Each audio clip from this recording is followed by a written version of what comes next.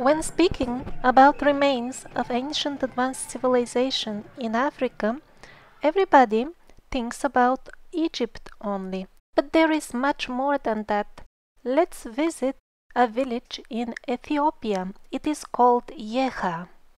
The ancient ruins that are found over there show amazing building quality. The sides of the stones or the geopolymer blocks are digitally perfectly even and smooth. They are polished. According to mainstream sources, these lands have been always inhabited by various very simple tribal cultures. And then how come we find these buildings of very high quality in what really looks like antique Greco-Roman style?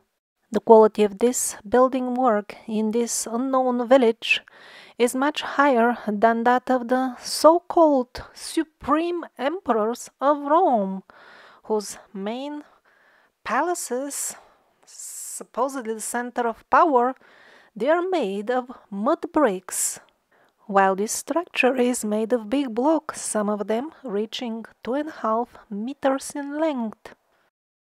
Also, the building style of these megalithic structures, there are a few of them in Ethiopia, is very similar to these that are in Yemen. These photos are from Yemen, just for comparison. And by the way, it's absolutely the same in the Temple Mount in Jerusalem, in Cambodia, in Turkey, in Peru. It's almost as if the same builder made them all. But this builder is not at all present in the current history of Ethiopia. Why is that? Now look at this single stone. What was it? 20-some meters long. That is gigantic. It definitely rivals the highest quality work found in the Egyptian megaliths. And this is the actual quarry from where the mainstream historians assure us that this stone was taken. Well, it is a completely different color. It is reddish. Look at the megaliths, they are whitish and dark, like black. That's not there at all in the quarry. Actually, the entire so-called quarry consists of small staircases cut in the rock. Not to mention the enormous obelisks in Aksum, the capital of Ethiopia. They are much bigger than the famous Egyptian obelisks, and even with our so-called advanced technology these days, we cannot rebuild them to their previous glory, not in one piece anyway, as they originally did. We had to do it in pieces. We couldn't do it all at once. And again, not only the weight of the obelisks, but also the technology that was used in cutting them is far beyond the reach of any primitive tools, no matter how many millions of slaves were laboring for hundreds and thousands of years. These achievements are simply ignored by those who write the mainstream history. They do not mention them, pretend that they do not exist, and continue writing only about mud huts. In the past, the historians, the cartographers, they were well aware that Ethiopia belonged to this culture that now we mistakenly call Greco-Roman. Here, in an old medieval map of Ethiopia, we see a king who to us may seem at the wrong place, but if we believe what we see in terms of ruins instead of what the penguins tell us, then everything falls into place. Another interesting point to consider is that the megaliths of Ethiopia are made of stone that is not available locally. The nearest place where such stone can be found is Egypt. When a group of Russian researchers visited the nearby quarries where the mainstream historians tell us and assure us that the stone was taken from, they were surprised to find out that the stone over there has nothing to do with that stone that is used in the actual megalithic sites. So it's either artificially made stone, which we call geopolymer, or it has been transported over thousands and thousands of kilometers from Egypt or somewhere else, which is, of course, not a problem for technologically advanced civilizations that can fly heavy cargoes anywhere in the world, but it's highly problematic for primitive tribes that supposedly lived in a territory of Ethiopia. Here we go. This is another interesting medieval map. Again, we see some sort of Caucasian ruler. The megaliths in the capital of Ethiopia, Aksum, are also very, very interesting. It's a mixture of perfectly shaped megalithic blocks, hard stone, and the very primitive old stone work as well, almost as if two teams were working side by side. And that could have very well been the case. Just see. They are mixed. It's not that the primitive was made on top of the better, older foundation. And this is a pretty good example here. It seems that the survivor builders were putting their megalithic polygonal blocks. This is the same like Peru. But this is Ethiopia, but it looks like Peru. Or Turkey or Japan. Absolutely the same. Look at this. Same polygonal masonry. No gap between the stones. Huge sized blocks. So these are the survivors. And then the rest, the rough, low-quality work beside them, is the work of the simple tribal people that were building alongside them. Or at least that's one of the possible scenarios. Another possibility is that initially the full building was of high quality and it got destroyed later on, and then the tribal people tried to repair it themselves. Now, here another parallel with the megaliths of Yemen. They basically look identical to those in Ethiopia. The building style, the blocks, the size, just the same. And we're back to Aksum. The familiar megalithic underground tunnels, enormous blocks of very high-quality work. Everything is so polished, even the sides that do not show. The sides that are facing other blocks, they are also polished to perfection. That is why there is no gap. There's no mortar between the stones. And, as usual, we see the survivors-style clamps as everywhere else in the world. Here, even the original metal has survived. The connection between the culture that I call the nature people, the survivors, and the ruins in Ethiopia is not confirmed just by the style, but also by the writing found on those ruins. Now we call them European runes and Slavic runes, but apparently they were not exclusive to that region, so again the name given by the mainstream historians is not really suitable. Here we are still in Ethiopia and we see a very familiar symbol. In the previous episodes we saw it on the headwear and other symbols of the Japanese samurais, of Lord Shiva in India, on the flags of the native nations of South and North America. Of course, it is all over the flags of medieval kingdoms in Europe.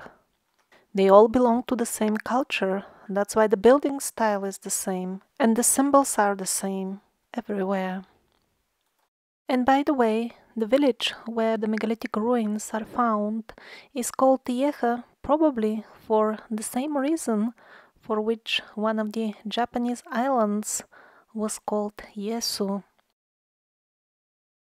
The famous rock-hewn churches of Lalibela, again Ethiopia. the elders still tell the story that in the past, angels of other races used to join their religious processions. And how were the churches made? That's a lot of work, by the way. The people used to work during the day, and at night, the angels used to do the work. And it seems that this group of angels wasn't that independent after all, because it cut the symbols of the survivors again on the walls of the churches.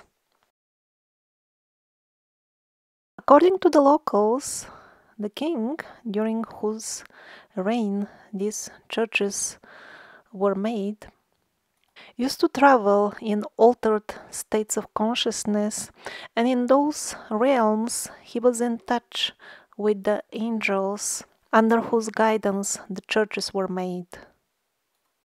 The passages around them are quite deep and at places some 15 meters wide. That's a large volume of stone, very unlikely to have been cut by local tribes, especially within the very short span of a couple of years during which the churches are considered to be built. If we take the traditional story about the help of the angels, then the full story is much more believable, especially taking into account how fast they were allegedly built. And as I found out very recently, Ethiopia is very, very rich in rock-cut ruins in absolutely the same style as we see them in Turkey, in Italy, in great concentration, and also in dozens of other countries.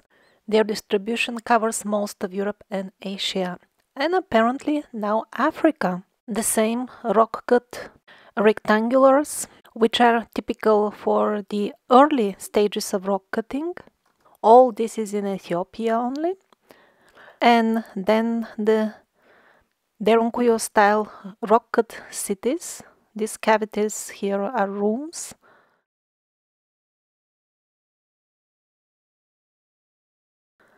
And then we find even the last wave of rock cutting also in Ethiopia. These arches, same like those of Turkey, Armenia, Italy, Spain.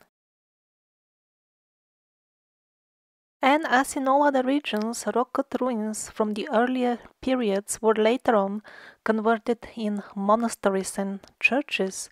Here, same like in Turkey, you see only half of the room is left.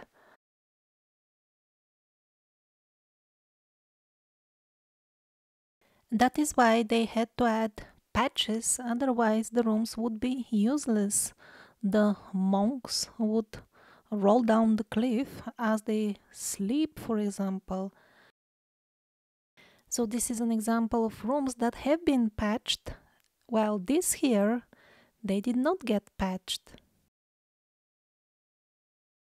Everywhere the same trick. The mainstream historians pretend not to see that it is patched and persistently misrepresent the sites as being only Christian.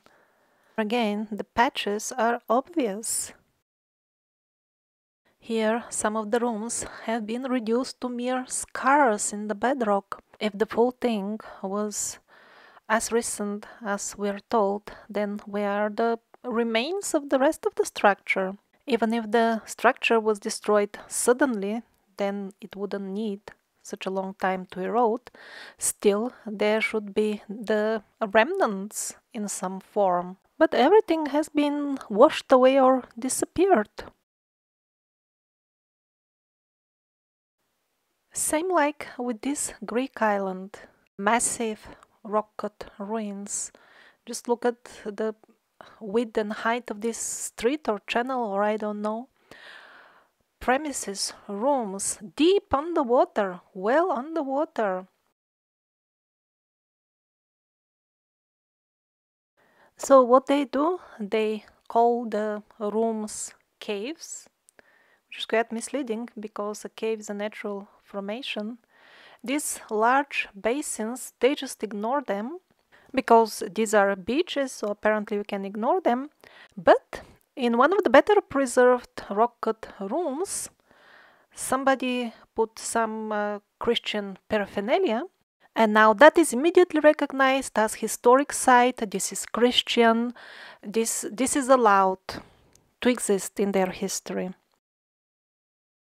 And now back to Ethiopia, where not only we had the older so-called European runes, which are actually worldwide runes, but also later on, during the era of Christianity, people used writing very similar, if not identical, to what most people would call Cyrillic writing.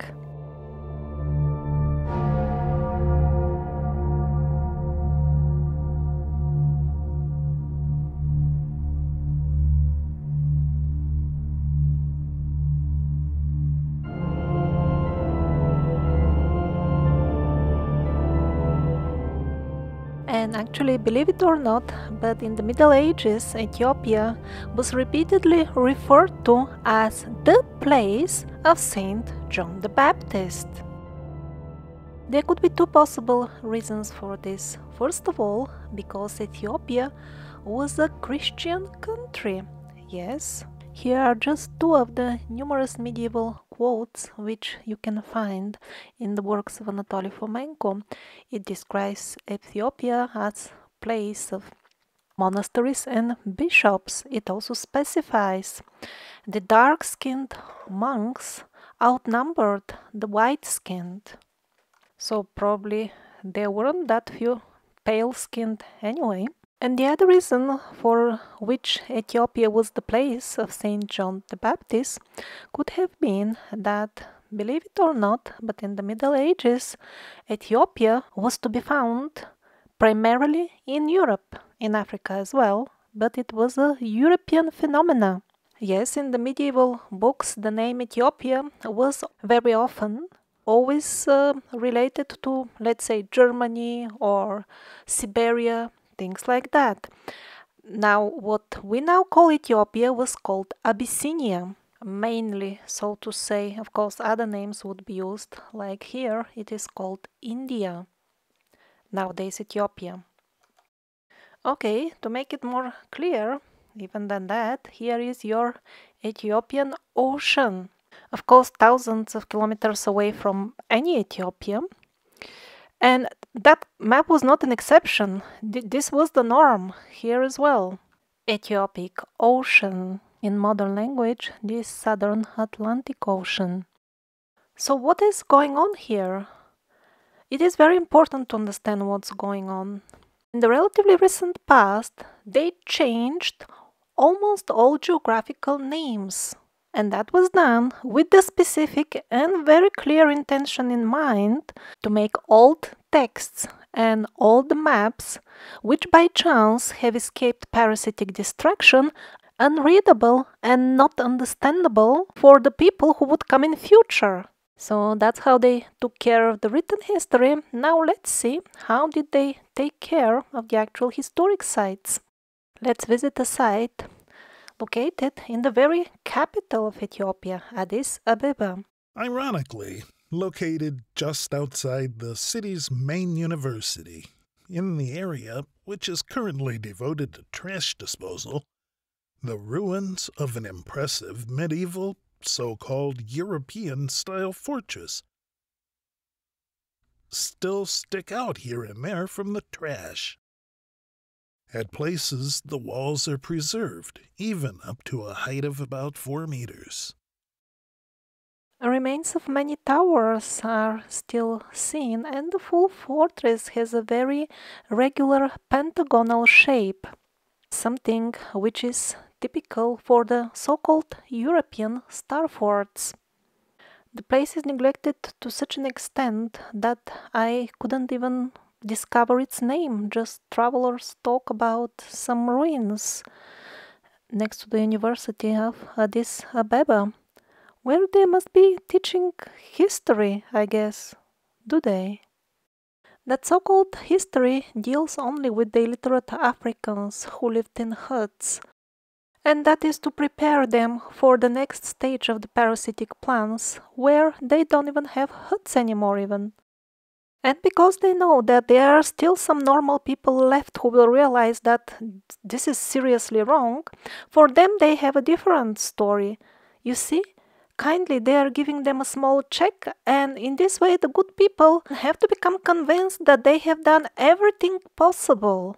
Which is yet another illusion from the parasitic paradigm, because what we should do actually, if we want to put end to this nonsense and starvation, is first of all abolish central banking and get back to an honest monetary system. And once the packs of banksters no longer can create unlimited free money for themselves, then they won't be able to buy off entire countries as they do in Africa now, and the earth will slowly recover from the dark ages of the banksterism, and people of different color will again live like before, along each other as equals. Excessive hoarding of money should be also declared illegal. These artificial gaps in the society between rich and poor are only artificially created in order to keep us in constant fear and to instigate hatred. We no longer need politicians who waste our time with small talks about reforms, adjusting the conditions of slavery. We need politicians who will end up the slavery to the banksters.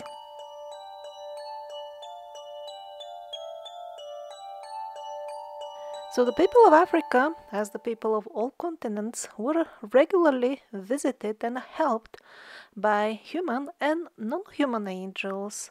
For example, the story of the tribe of the Dogons is somewhat different. Their angels came from Sirius, the star of Sirius. Some researchers found also confirmation to this legend that the people of the tribe tell in terms of advanced astronomy knowledge, which the Dogons could not have obtained in any reasonable way, keeping in mind their relatively primitive lifestyle.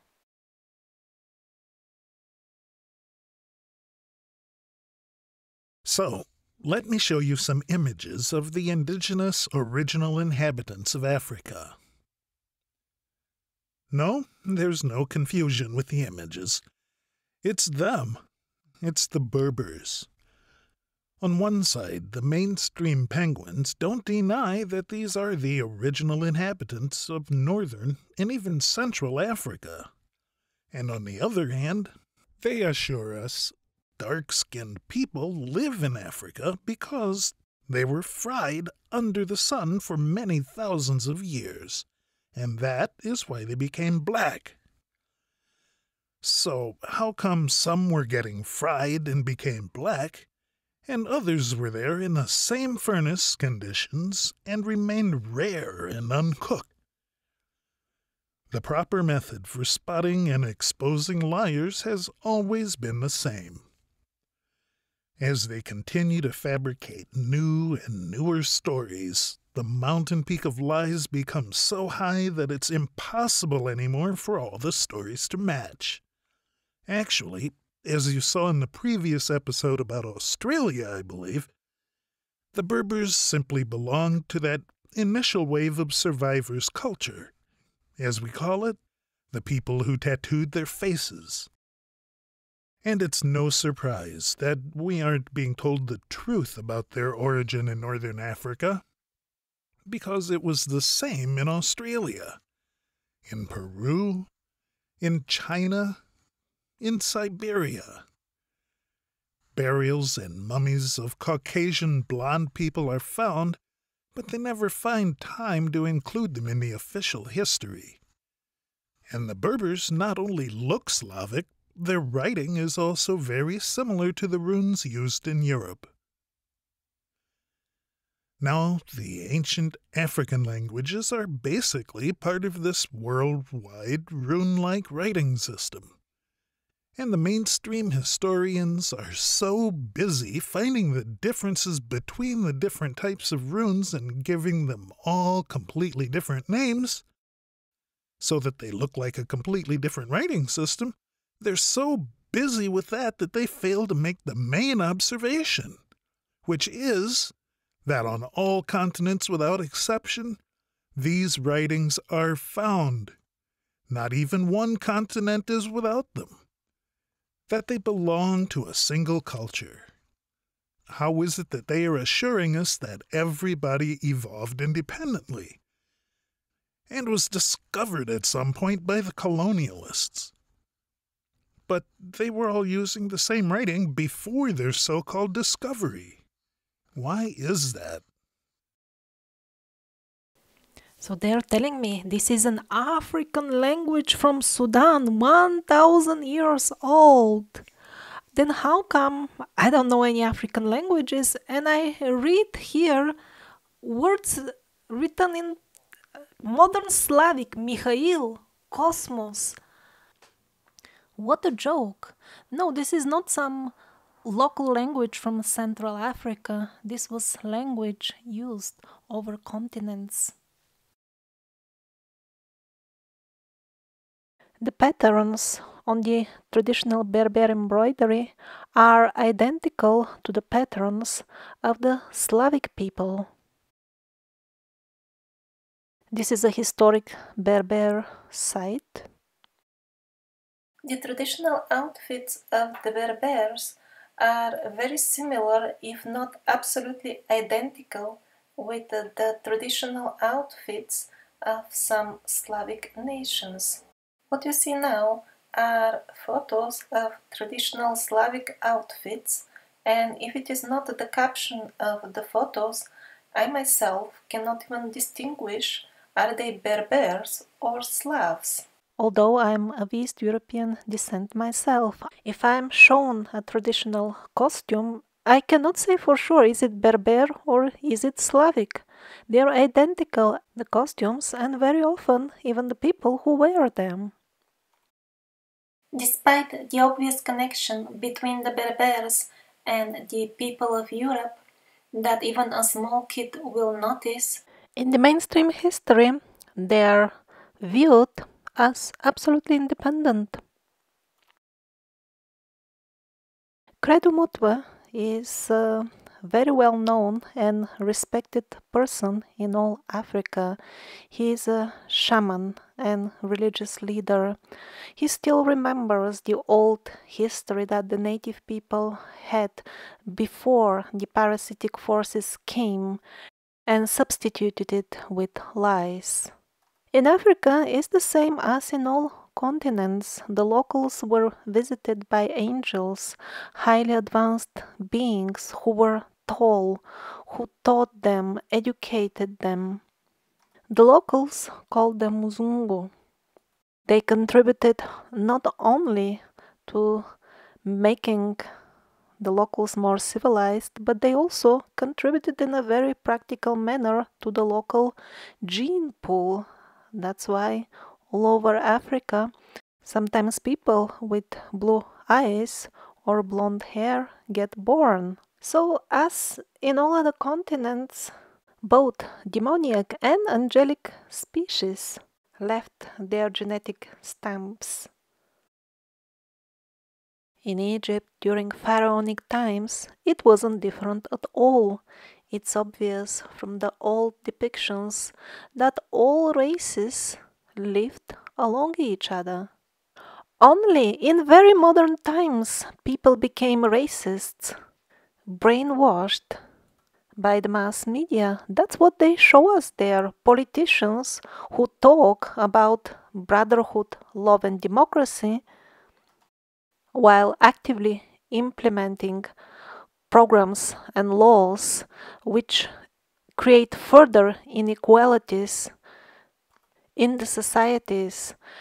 These laws and programs, they create gaps between the races. And this very modern phenomena of the racism is further nourished by shameless, fraudulent interpretations of history or straightforwardly fictional events which they are telling us. Like, for example, the situation with slavery. Things were radically different from what they are telling us. We will review slavery later on. Now, let's see what kind of people actually were buried in pharaonic times. King Tutankhamun's DNA shows that he was a Caucasian person. I wonder how many of the other pharaohs they've tested. Are any results published? But still uncomfortable facts leak out here and there now and then. Like, for example, in this cemetery, with some 1 million mummies. And very carefully near the end of the articles, the mainstream newspapers mention that many of the mummies inside were of blonde or red-haired people, and, surprise, 213 centimeters tall. As far as I understand, they actually closed this cemetery excavation, but some of the bodies were found some 30 meters below ground level. That is pretty darn deep for a burial. The burial is not that extremely old, as we can see from the stage of preservation of the bodies, and yet how did this massive amount of 30 meters of soil pile up around them? And now we reached the topic of the mysterious land masses and sand masses in Egypt, a topic which doesn't get at all the attention it deserves, because it could prove pivotal in revealing the true history of ancient Egypt, as we call it. Actually, some parts of the story are not at all ancient.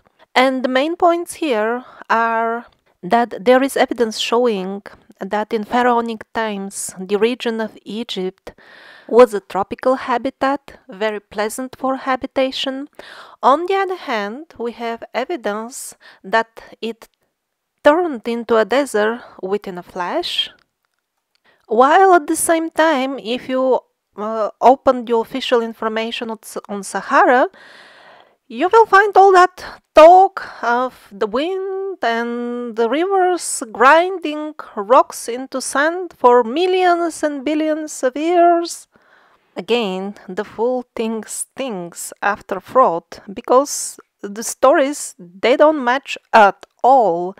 And on the other hand, the area around the Dead Sea, which can be seen also kind as a part of this desert area, over there we also have evidence that it was tropical, pleasant, in the relatively very recent past, and that it was turned into a desert by weapons, as discussed in the previous video about the timelines of the Earth. That made me remember a mainstream history documentary that I saw years ago on a mainstream TV channel, where archaeologists were excavating villages that were swallowed up by the desert in Egypt. The picture that their excavations revealed was pretty sad. People were lying around there as if frozen in their daily activities, on the doorsteps of their homes, in the rooms outside, doing their daily activities. They were not buried. It really happened in a flash. In Egypt, they certainly didn't have the tradition of leaving the bodies of their relatives to lay around in their houses. They used to bury them, mummify them, and the fact that they were left like this means that the disasters struck so quickly that there weren't any survivors even to bury the dead. And as we delve further into this, very interesting stuff starts surfacing. A very simple question. There is a whole lot of sand out there in Sahara, really lots of it. How did it end up over there, moreover in a flash? We are being assured by the mainstream science that Sahara formed absolutely naturally, and they are telling us that with such a certainty, as if they were first-hand witnesses when it was made. In reality, that idea is only a speculation. non-confirmed hypotheses. On one hand, the origin of all sand, which looks like this, smooth, of this color, is very suspicious, and various scientists have been wondering and raising the question, is the sand in the desert as such of natural origin? Even its chemical composition doesn't match the type of stone which allegedly was ground by gradual erosion to turn into sand. Yes, there are some beaches with usually black sand that really formed naturally, but these, the yellowish Sahara sands, they have been raising suspicion. Many geologists have said this sand really looks alien. And if one tries to discuss this point about how Sahara appeared all of a sudden so recently within a very short geological period, the mainstream people will try to go around the subject with vague things like the rivers must have carried it. Really, what kind of a river can carry this much sand? It will get clogged in no time. And from where did it carry it? Was there another Sahara somewhere else? And all of a sudden it packed and moved to the place of the current Sahara? But instead of wasting time with their so-called hypotheses, if we just look at this photograph, what we see, a leveled surface of the earth, and then really lots of sand just dumped there. And even the leveled surface on which the vehicle is driving, even that we are not sure if it has natural origins, because don't forget that the burials of the rather tall blonde people were found under 30 meters of earth. It is not normal to dig that much for a grave. It really looks like that the entire Egyptian civilization was buried with layers of soil. I don't know if it is clay as everywhere else or what, and then even sand on the top. After all, that seems to have been the standard procedure over the ages. For example, in Turkey, this very interesting site of Nimrud, the main structure is covered with a pile of very industrially looking gravel. Of course, the mainstream version is that primitive chaps dragged it in baskets on donkeys and mules. But in this penguin fairy tale, they conveniently skip to tell us the part of how did the lords of the mules and donkeys produce all this gravel. It's of very uniform size, it's very clean. You can't just collect this out there on the hills nearby. It has to be manufactured somehow. Also, Teotihuacan, and a couple of meters of clay. Massive amounts of clay would have been needed to cover the city. How did it land there? Another example of selectively burying historic sites under clay is the Great Pyramid of Cholula. Again, it turned out that the mainstream stories of how it was buried were a deliberate fraud, as shown in previous videos.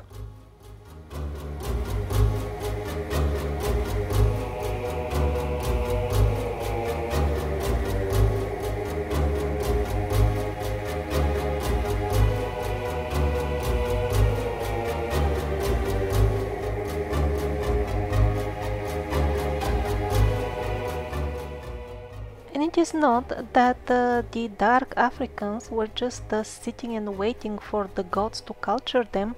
They were also actively traveling all over the world. Now, the Olmecs from America were a very much international mixture. Some of them are clearly African, and the proofs for that start with these huge stone heads. some reaching 3.5 meters. If the facial features are not enough, you can see the braids on the back of some of the heads, typical African braids. And also some old skeletons of the Olmecs show clear connection with the African race, and so are some similarities in their writing systems.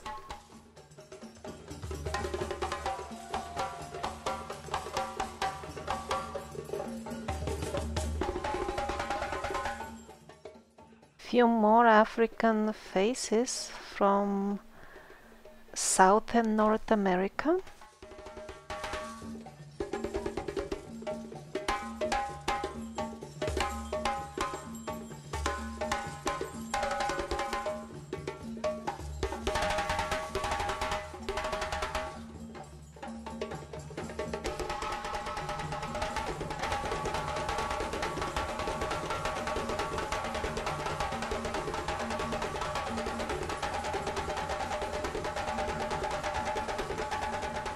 First episode about the true history of America, we saw numerous depictions of African elephants found on the both American continents.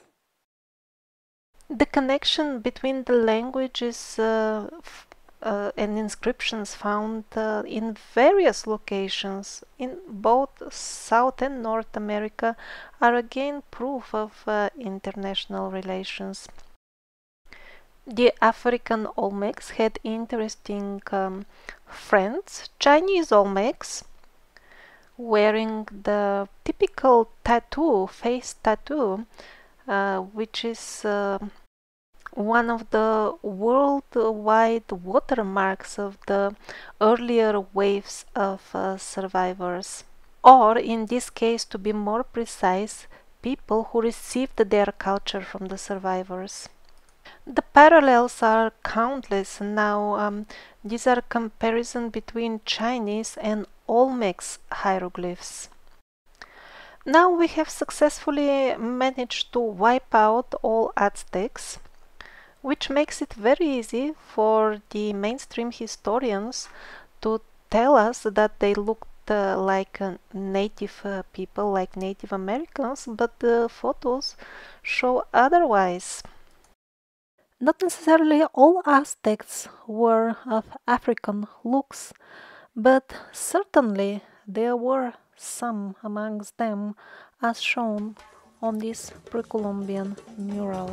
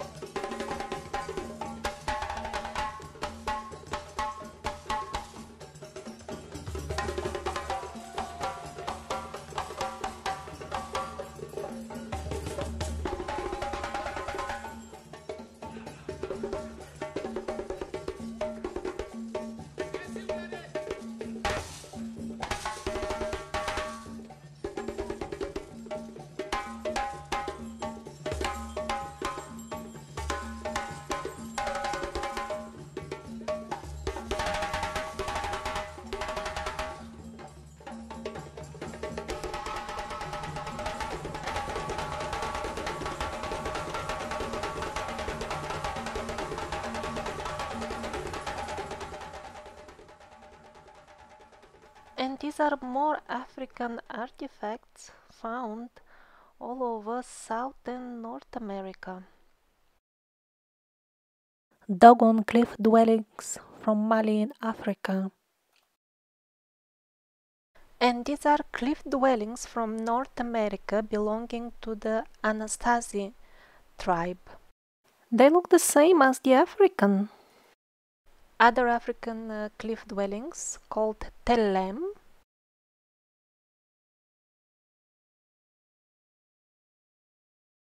Africa also had its castles in a style which is typically European, at least for those who listen only to mainstream historic sources. This resembles the Pantheon in Rome, but is in the African city of Kilwa. An ancient traveler shares his first-hand witness account of the Tanzanian city of Kilwa. It belonged to the Swahili people. Ibn Battuta says that's the name of the traveler. He describes it as one of the most beautiful and well-constructed cities in the world.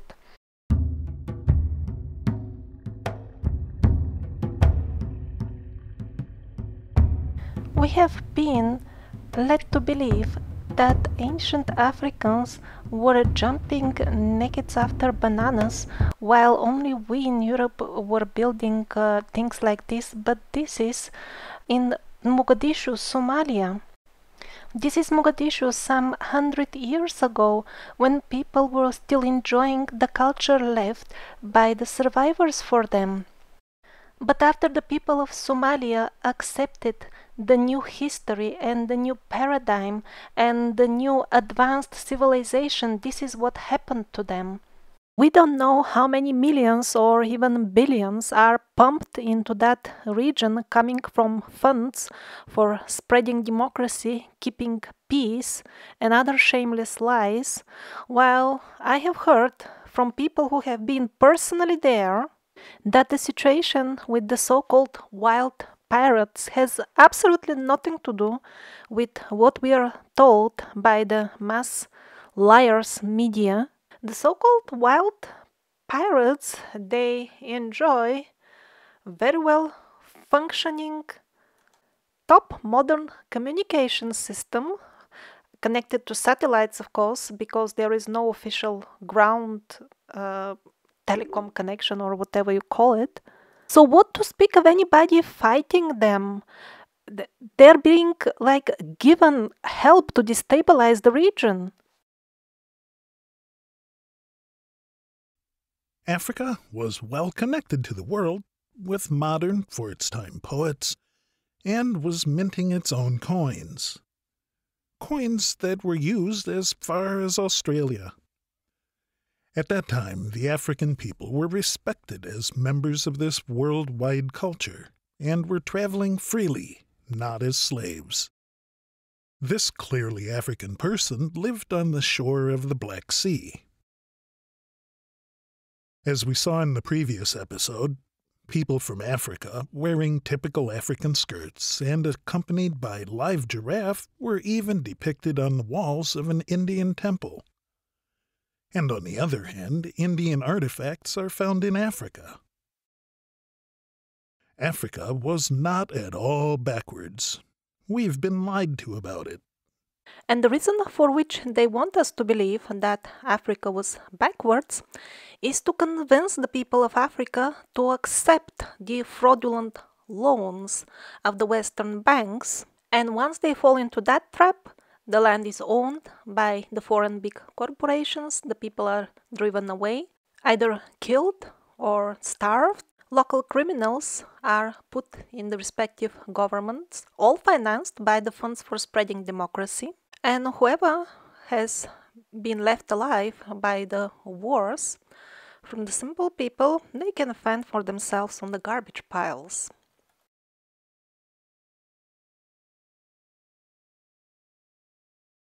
Now this piece of beautiful blue geopolymer, or in other words man-made stone, is from Sierra Leone. Our laboratories today cannot even figure out how did they color it, how did they make it.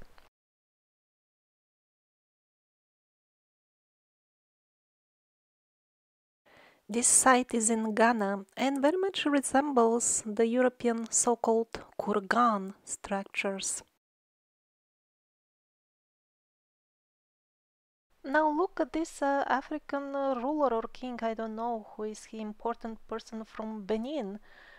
He looks exactly like European, his color and hat and outfit, everything.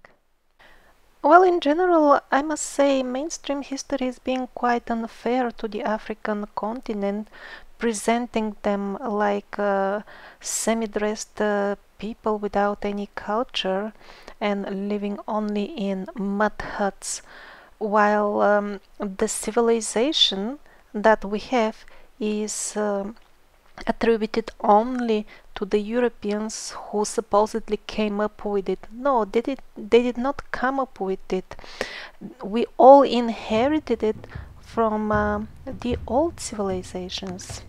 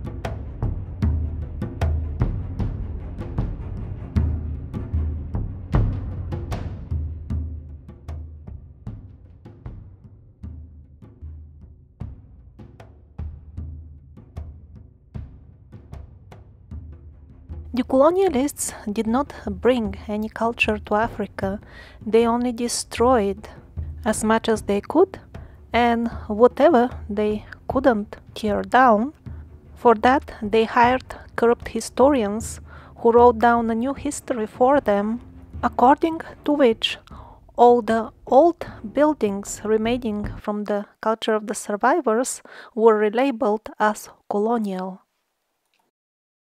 This doesn't look like a mud hut culture to me. It's from Sudan.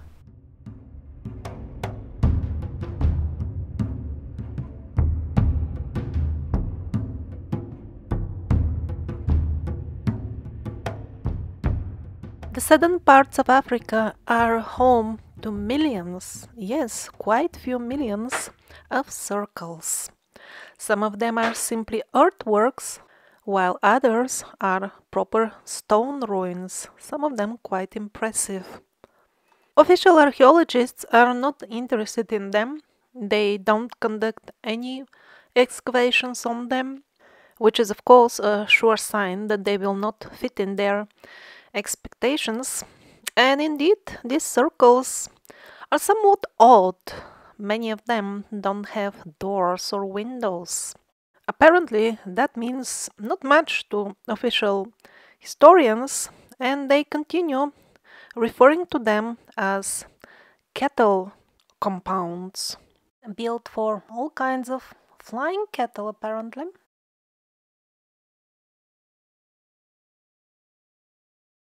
Now let's visit a site that may look to us like the capital of all stone circles of South Africa. It is called Great Zimbabwe, and the official version of its history, is that nobody knows who built it and when and why and what was it. Well, when we hear in mainstream history that it is a mystery or we don't know, usually that means they don't want you to know who built it. The style of construction used in Great Zimbabwe is very, very similar to the one of the Chachapoya people of Peru. This is Zimbabwe, the site is called Kami, and this is in Peru.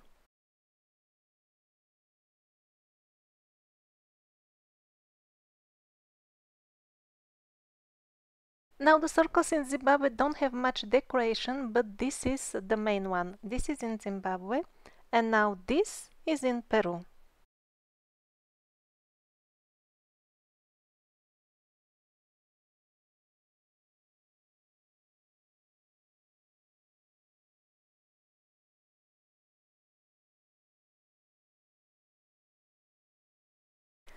Now the bird symbol is considered the emblem of the great Zimbabwe site. It is definitely the main one over there. So what we have in the Chachapoya culture? Same bird and even the same zigzag pattern. Who were the Chachapoya people? They were red-haired and belonged to the Caucasian race. That is clear from their mummies that are found in Peru. We don't have skeletons from the people who built Great Zimbabwe, but we have an interesting medieval painting. Maybe this interesting African tribe from Zimbabwe had something to do with the architectural ideas of Great Zimbabwe, or maybe even building it. Why not? Of course, for mainstream history, this is unacceptable heresy, and that's why they labeled it fanciful depiction. It's a typical approach that they do with all ancient maps and sketches and drawings that don't fit their ideas.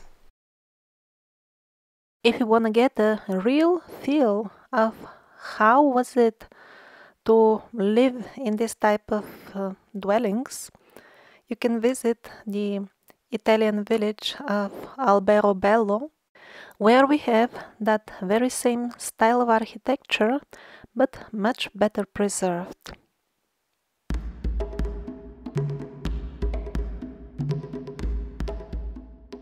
There are a couple of mind-blowing earthworks in Africa, and here I'm gonna show you just one of them.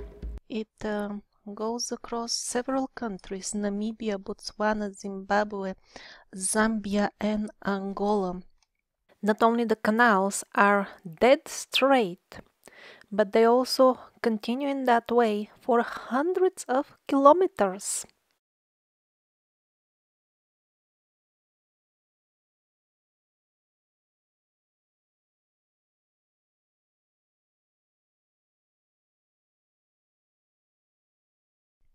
Now this is just one single canal. It is half-kilometer wide.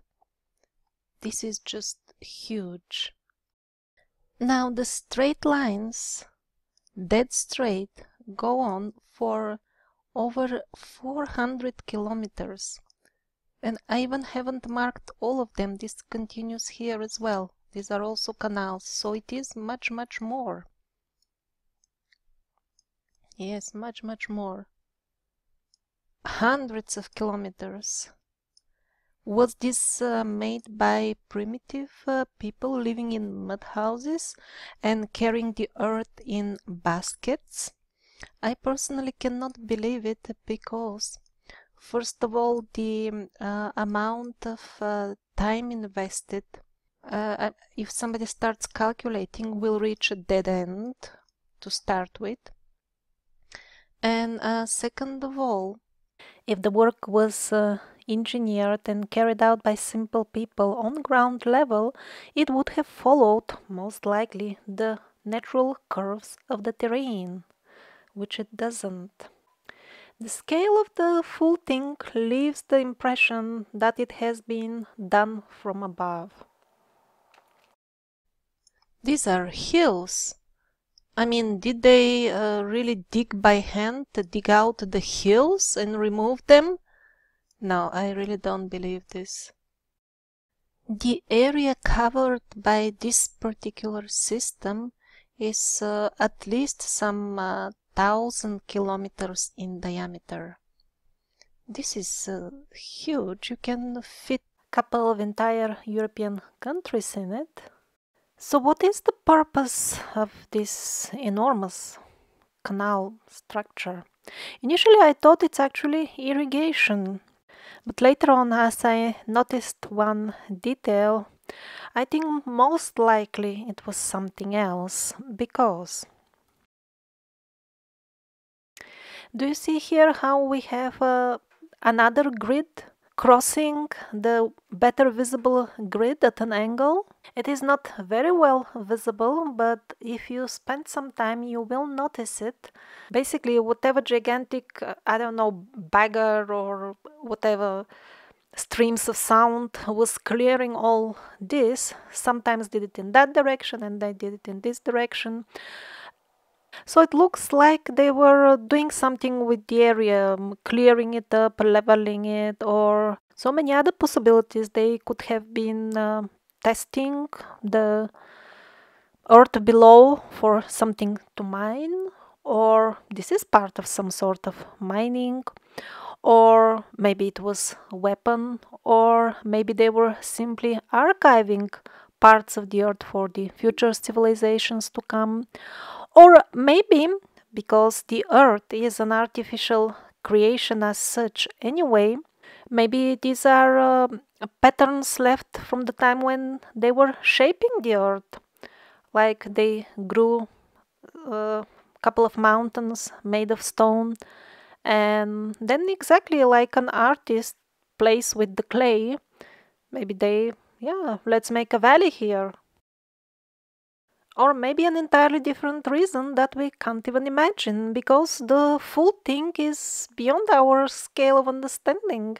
I mean, what kind of technology do we have nowadays that could make meters deep rows in the ground for hundreds of kilometers in a perfectly straight line?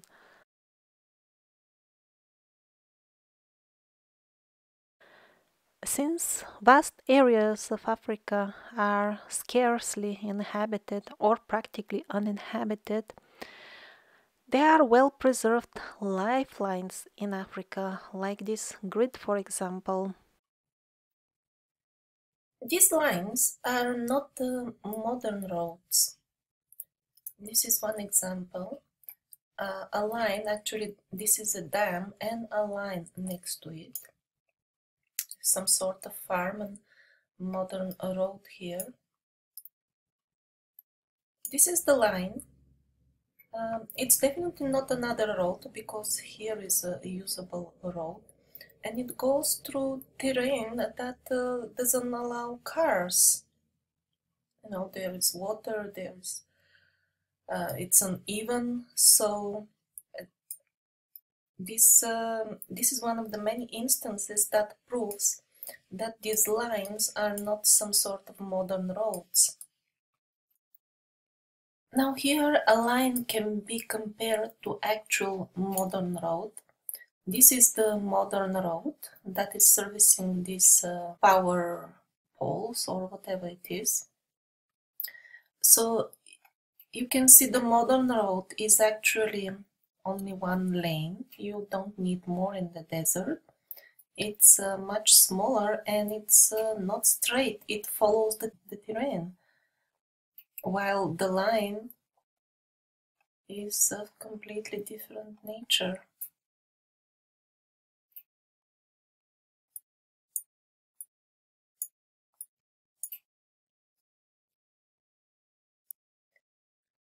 Again, another example that shows that these are not roads. Again, here the lines are crossing terrain that is not suitable for cars, and also the cars would use this proper road.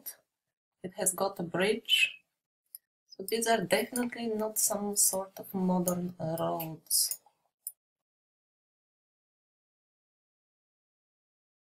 Another example of a line crossing terrain that is not suitable for a road. So these lines are not made recently as roads. This is the road, it has got a bridge and the cars can use it. This cannot be used by cars. Another proof that these lines are not modern roads, you see some sort of unusual crossings and angles out there in the desert. I mean, what is the need of a crossing here?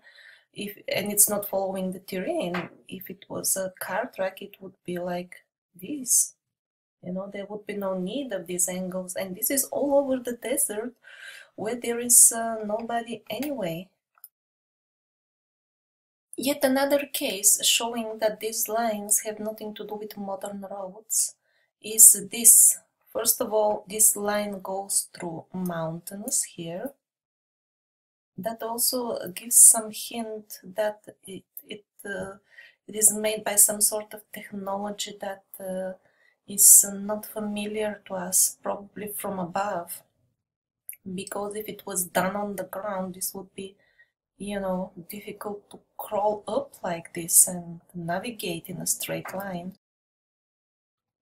So not only it goes through mountains, but also it crosses the road. Here there is no crossing, the cars are not using it. And by the way, all of the roads are probably, most of the roads in South Africa are probably placed on the existing infrastructure on the top. Probably this was a broader line itself. Here are the, on the side, still the remains of that broader line.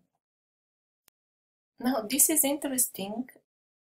The lines are here on very steep and not hospitable terrain of deserty mountains. This is how the mountains look like. And still there are lines on the cliffs themselves. Here, here, and they continue.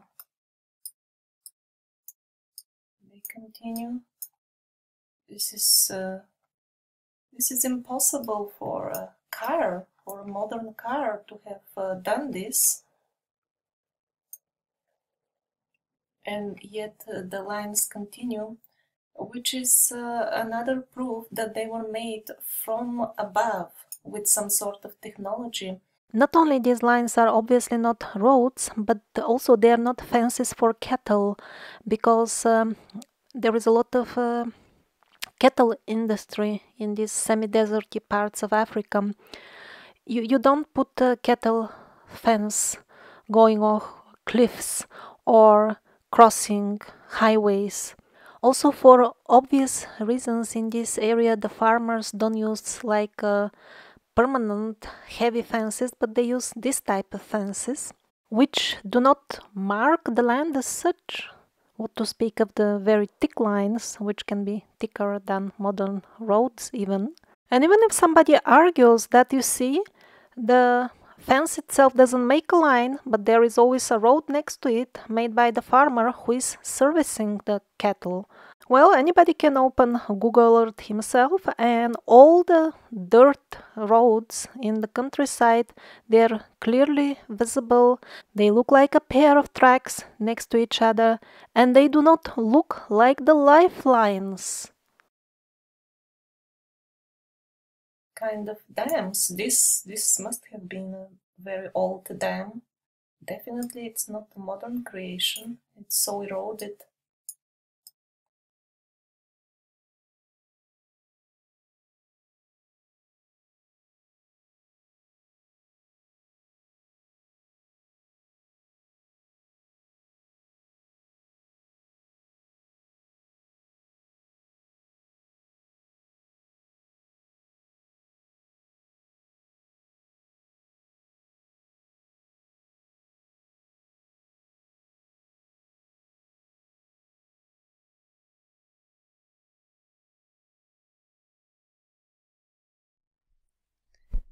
Now this is interesting. This is huge. This here, I used the ruler, is over almost 200 kilometers long. I noticed it on the map. It's just only one of such formations. Here is another one, not so clear. So I thought, what are these kind of squares? This is huge. Let's zoom in. And then I noticed those same like canal long lines. Do you see them on the right side? And then I noticed this brown spot, like burned. This is of course huge. And by the way, there were similar spots when I was looking at the system of canals which I showed you somewhat earlier in this video. So another hypothesis about these systems of canals is that they were actually kind of a cleanup after some nuclear or other very destructive war in the past. They needed to repair the earth to make it again suitable habitation for the future races. The brown burnt circle, it appears kind of on the left side of the screen now. This could be a nuclear crater or crater from some other weapon, and the keepers of the time were simply cleaning the area. And the long scars, the canals, are marks of the whatever tool or technique they were using. Who knows? This is just yet another hypothesis which is not proven yet.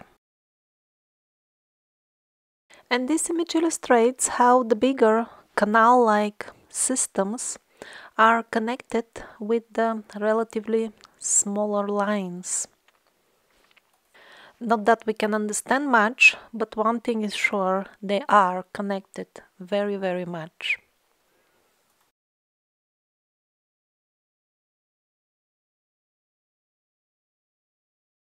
So there are interesting pieces of glass in the Sahara Desert. Similar glass sometimes has been the byproduct of modern nuclear tests. Is it possible that this glass is a leftover of some war that we don't know about? It's not that difficult to find out actually, because we have plenty of craters, and somebody who has got a dosimeter device and is curious enough, he can check what are the radiation levels at some of the craters. Many of them are conveniently and suspiciously located right next to historic cities. This is Ethiopia, Aksum. Of course, there could be some remains still of higher radiation levels if the bombing was done fairly recently. But even the very abundance of such craters near cities of the recent history by itself raises questions. So were people always attracted to craters when they were building their cities? Or is it more likely that the craters appeared because of the cities? In Siberia, people got curious enough. Many of them did do their homework, field work, and found indeed higher radiation levels at number of city craters, so to say. I don't know if somebody has done anything like this for the craters in other parts of the world.